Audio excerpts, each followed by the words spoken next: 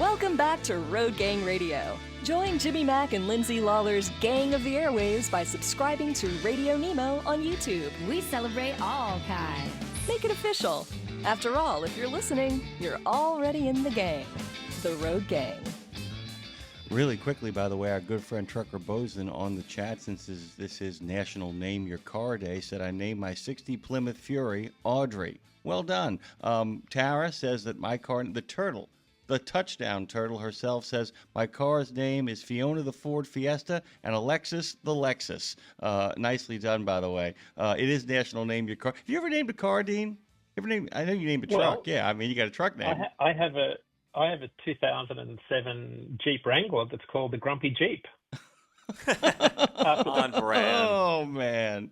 No, why the Grumpy Pete? Why do you call things grumpy, dude? You're like a breath of sunshine, even up in Boston when it gets better, dude. What's going on? Maybe it's your alter ego. Maybe it's your Dr. Jekyll, Mr. Hyde kind of reality. Fair. Oh, yeah. Well, it's just my boy said it's a grumpy looking Peterbilt that's stuck. So yeah, it's kind of like opposite day. Opposite year, opposite world. The opposite. By the way, our good friend Trucker Bosun is over in Chile, St. Henry, Ohio. Earl and Joe Noble say good morning to their family, which of course is us, and ask us to have a blessed day. Thank you. We will try our best.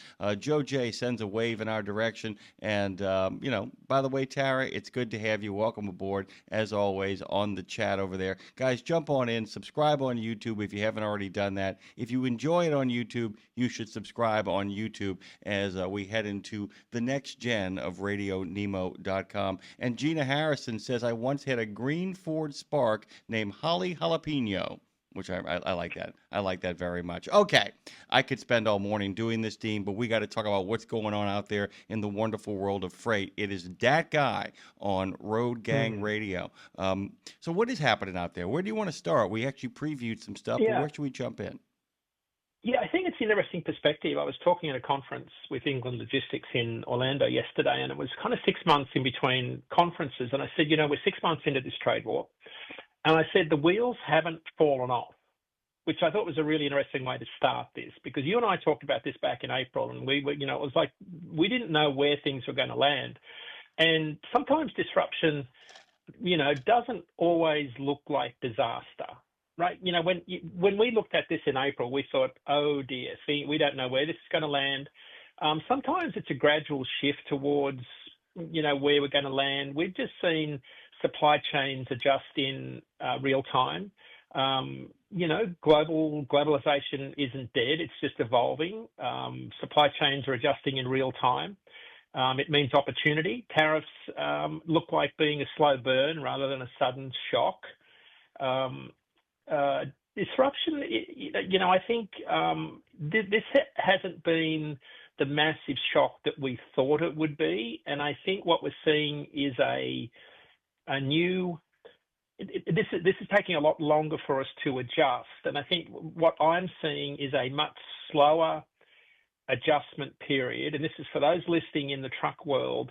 This is going to take another 12 to 18 months for us to adjust. Now, this freight recession that we've been experiencing for at least 12 to 18 months, maybe 3 years that carriers have been talking about, is going to take another 12 to 18 months to work its way through. Now, this is my opinion, but if you don't believe me, listen to what truckload carriers were saying at a recent conference, and I'll give you some direct quotes.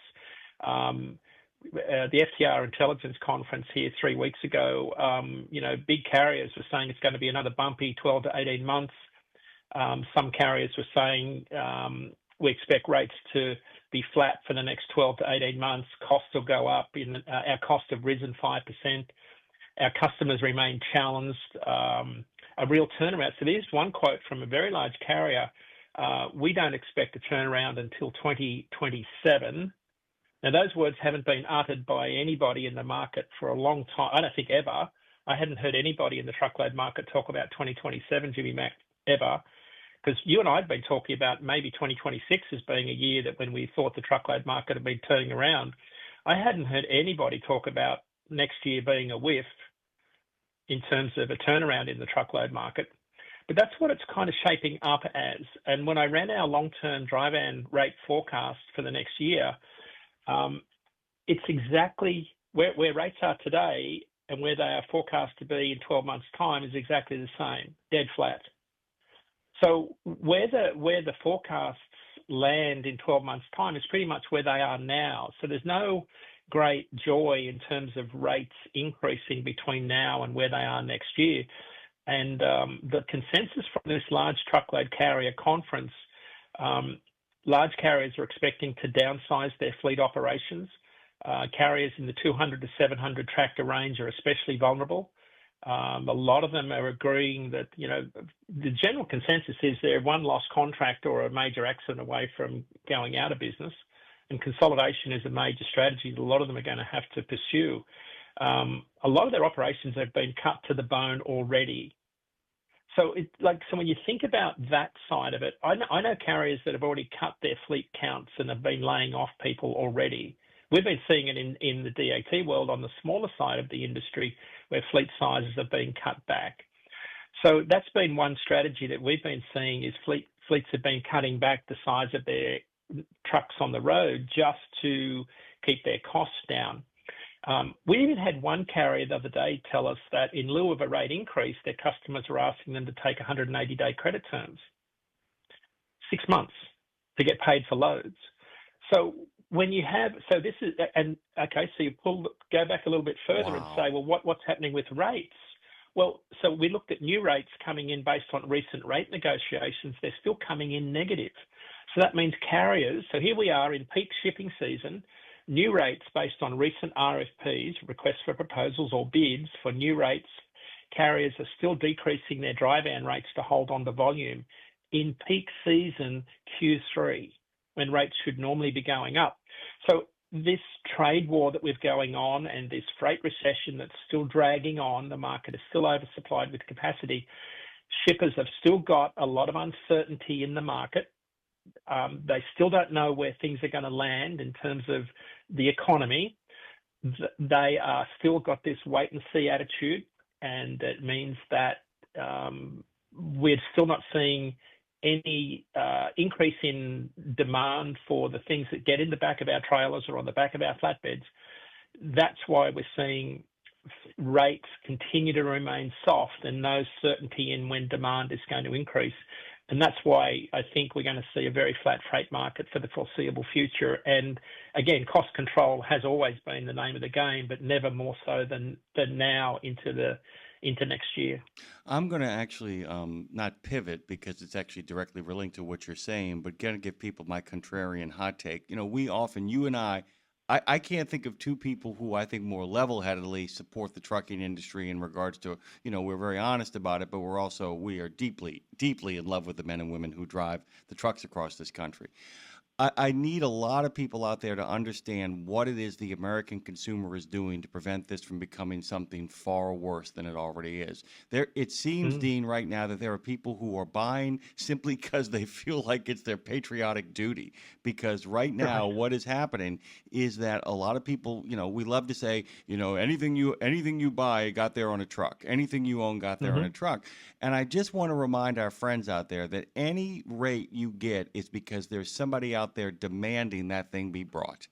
And to kind of keep that in mind when they're on the highway and they see all those four wheels that infuriate the hell out of them, all of those people are demanding that you drive to get them the goods and services that they need. The question is, in regards to this I guess, the shadowlands that we are in, this twixt and tween, this hurry up and wait gas station that we're stuck in the middle of, is that my worry is at some point the American consumer simply exhausts themselves. And if that happens, then we got a problem. And I'm wondering if the 27 crowd, the crowd who says there's no recovery until 27, is anticipating a final collapse. But that goes back to the thing you were talking about. The demand for AI, like I said, something always seems to save us, doesn't it? And the demand for AI is increasing. Can you kind of talk about that? Am I making sense?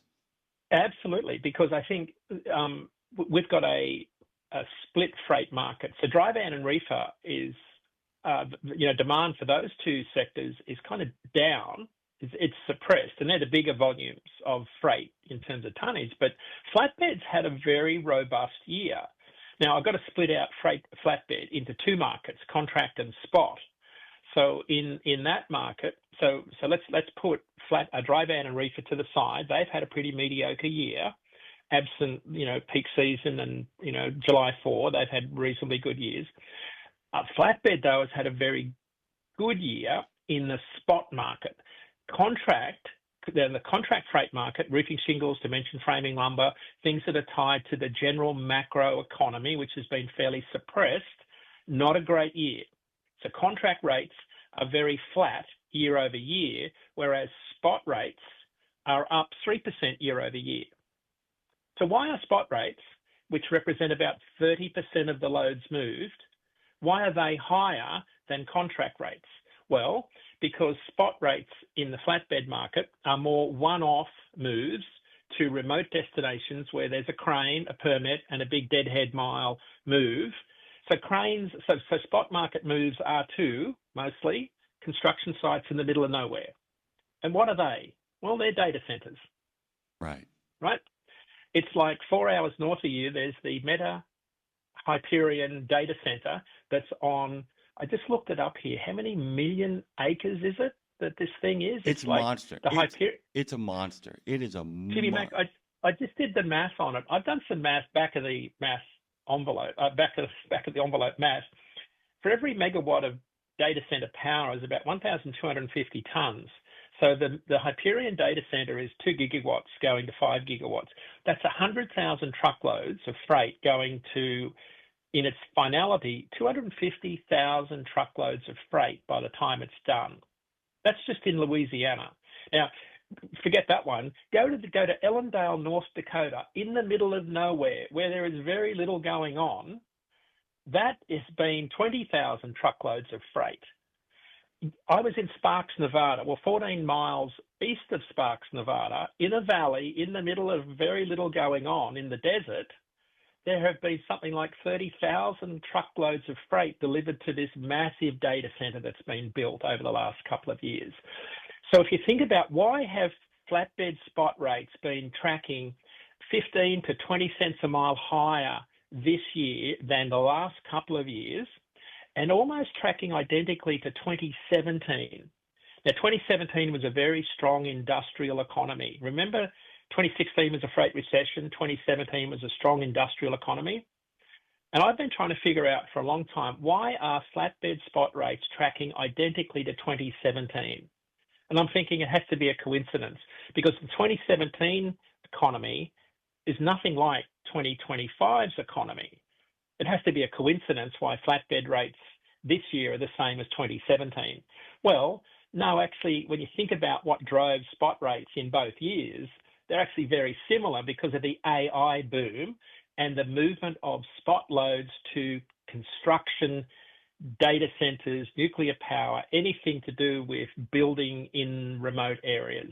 And I think that, you think about drop decks, RGN, extendable loads. I think construction, data centers, nuclear power, infrastructure, solar power, wind, I think that's going to be the thing that's going to sustain the open deck market and, dry vans with all of the other stuff that goes with construction for the foreseeable future. So that's the one bright spot, I think, that's going to sustain the trucking industry for probably the next decade, Jimmy Mac, because nuclear power, I think, is going to be the one thing that's going to be what requires the AI boom, assuming this, it has legs, because I don't think we can make enough electricity to power this next wave of technology. Yeah, and that's really what it kind of comes down to, is that it's almost a thing we're talking about demand. In order to kind of get all the power we need, it's just not coming from any place else. I think given the rapid rise of AI, by the way, one of the fears of AI was exactly what's happening. I mean, there's a lot of excitement. The excitement is part of the fear, is that it grows so fast, the technology race is ahead of us. And so I've been thinking about something too, because I love talking about everything old being new again. The future was yesterday, Dave's great adage.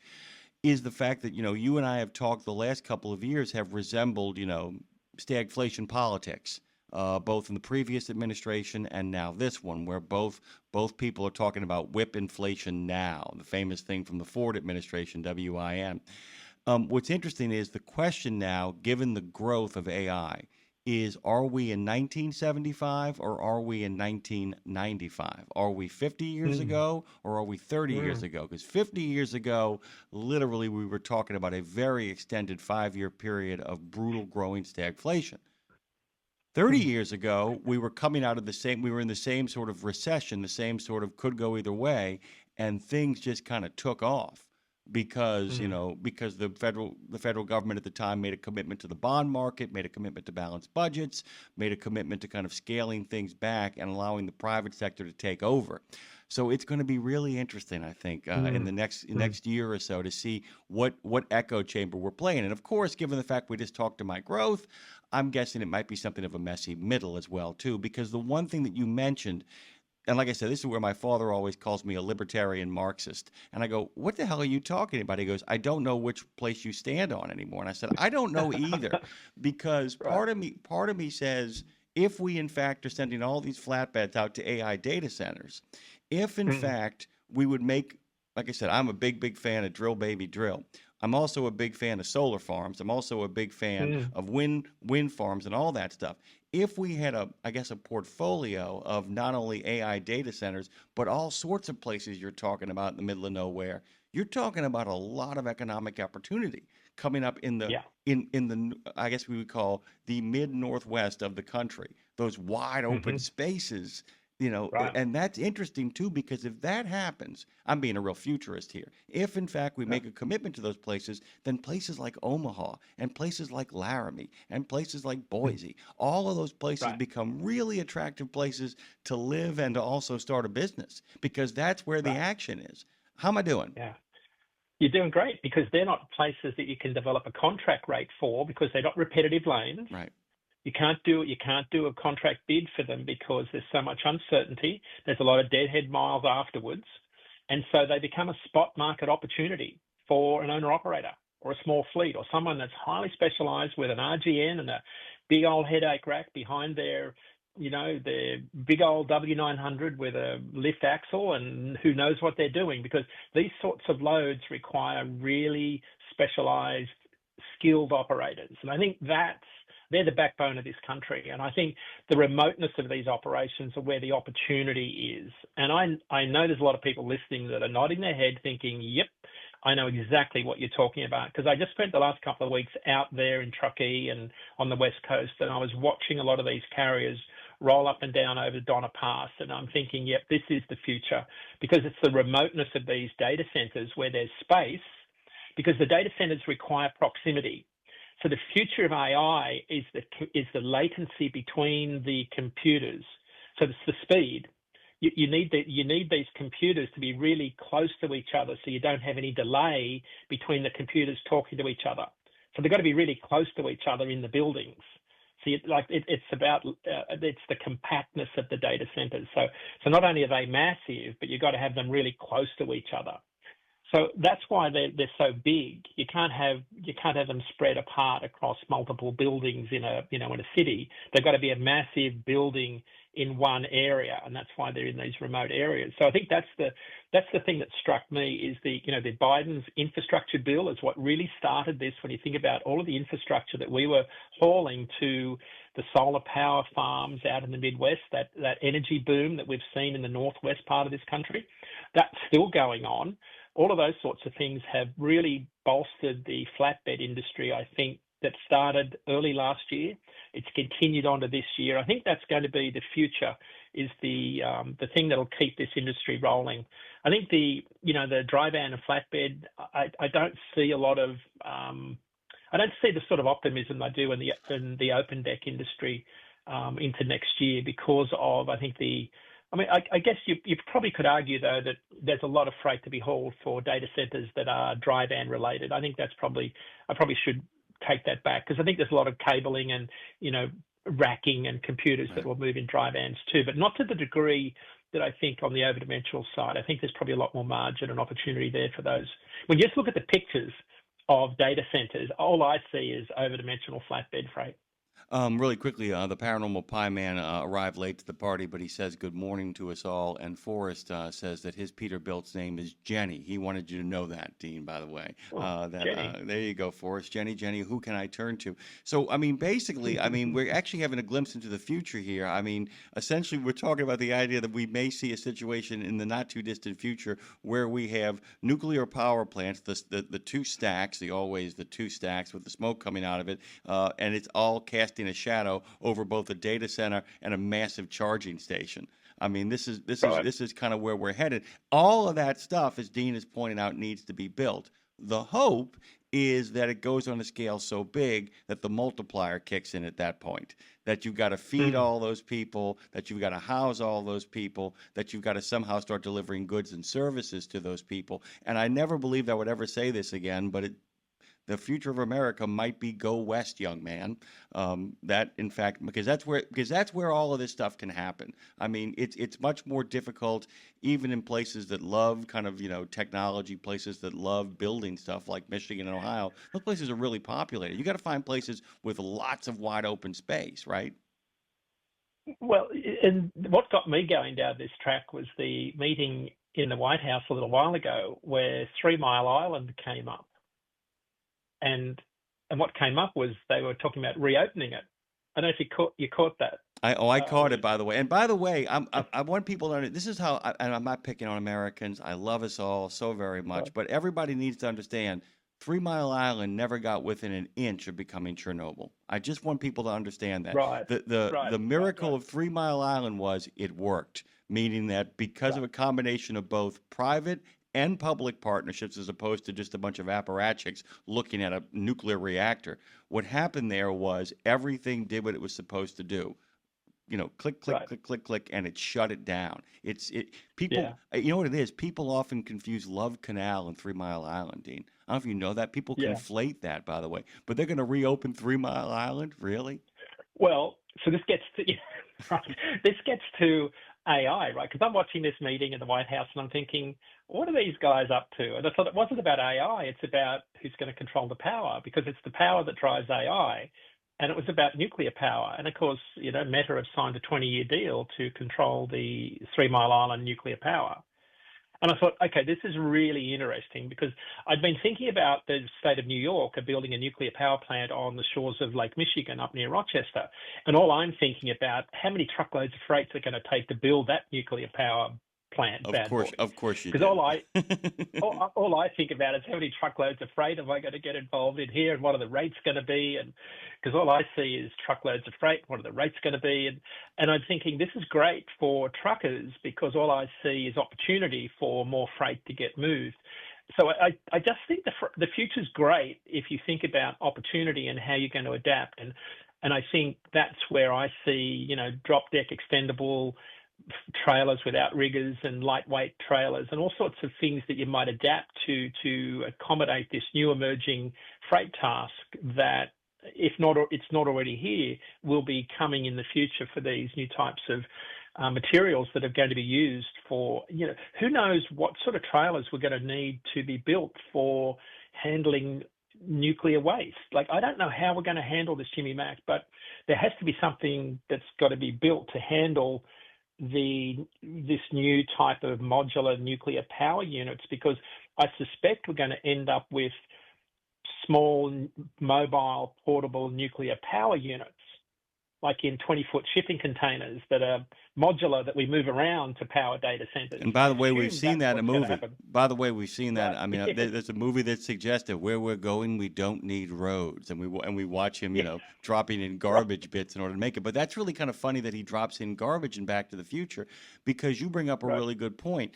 We always make the joke, the Rodney Dangerfield Back to School joke of, oh, you left out a lot of things. As long as people produce garbage, there are going to be jobs. Just ask Republic Services how it's doing. And by the way, Dean, right now in the city of New Orleans, the biggest fight right now in the mayor's race is there's a really nasty contention over who gets to pick up the garbage in the city of New Orleans. A lot of bad feelings are going on right now about that because the local boys don't want anybody from out of town in any part of the action.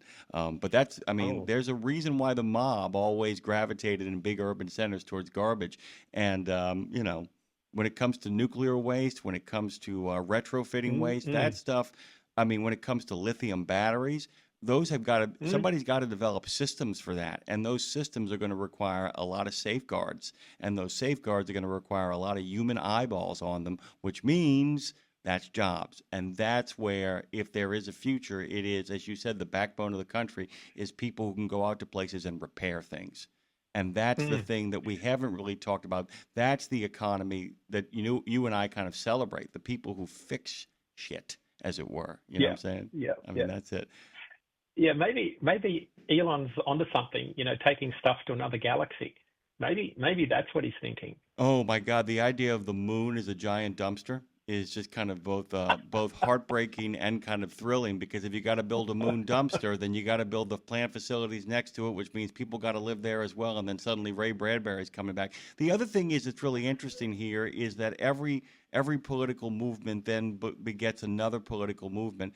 And one of the things that I'm interested in, we'll talk about this next time, is the fact that I think maybe the country needs a little bit of Teddy Roosevelt these days, because there's a lot, both on the streaming entertainment side, but also in the energy sector, there is a lot of consolidation going on, which means we got to start breaking that stuff up so people have opportunities. What are you doing this week? Where are you headed? Where are you going?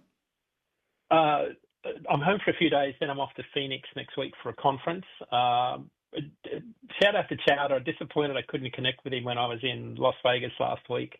I missed him by a day. Oh, man. So, yeah, that's a great connection, by the way. That's because he's actually from from your neck of the woods where you're at right now, and living out west at the same time. So you guys have a transplants. I was there thinking, oh, he's at the Speedway, and then he says, oh, I'm out at Henderson. I thought, what are you doing in Henderson? You're just at the Speedway, and I'm thinking he's there for the motocross nationals.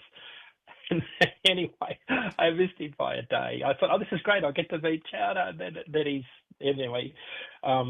So yeah, I'm here for a few days and then off to Phoenix and then back, and then we've got 2 or 3 weekends of truck shows here in New England for a lot of really important campaigns for kids that have got some pretty severe illnesses that we can talk about on our next show. Very cool. Before we get out of here, Dean, I know you love this kind of stuff. Lindsay asked me about it yesterday as well. So I am actually, and I'm going to do something. I watch what you do on social media, and I'm trying to always figure out a way. Don't do the same thing. Try to do something different. So, Lindsay's kept on me about this. My wife has as well. I mean, my love of movies, and particularly my love of movies that deal with transportation.